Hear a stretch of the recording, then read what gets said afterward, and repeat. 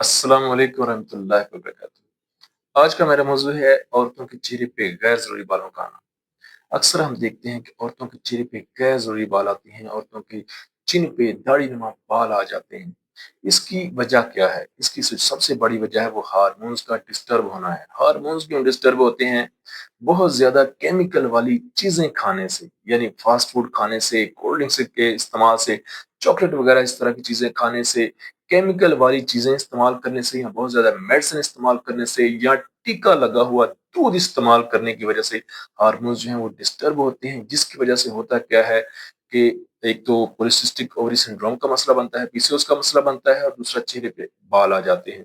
अगर polycystic ovary syndrome का मसला बना है तो आपको ज़्यादा बेहतर यही है कि आप अपने किसी करीबी डॉक्टर के पास जाएँ, और अगर आपके चेहरे पे बाल आ चुके हैं तो आपको अल्ट्रासाउंड करवानी चाहिए, ताकि पता चले कि पीसीओएस का मसला तो नहीं। पीसीओएस का मसला बना है तो आपको चाहिए कि एक तो केमिकल वाले सारे फूड्स छोड़ दें और अपना किसी डॉक्टर के पास ट्रीटमेंट करवाएं, ताकि आपका मसला हल हो।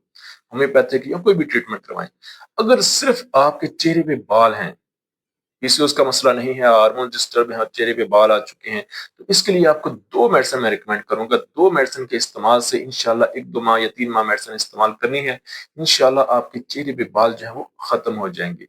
वो 2 मेडिसिन है थूजा 1 एम।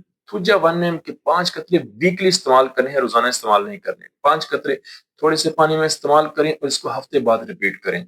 दूसरी मेडिसिन है ओलियम जैकुरस मदर टिंचर। ओलियम जैकुरस मदर टिंचर के 10-10 कतरे सुबह, दोपहर, शाम इस्तेमाल करने हैं थोड़े से पानी में 3 टाइम खाने के बाद।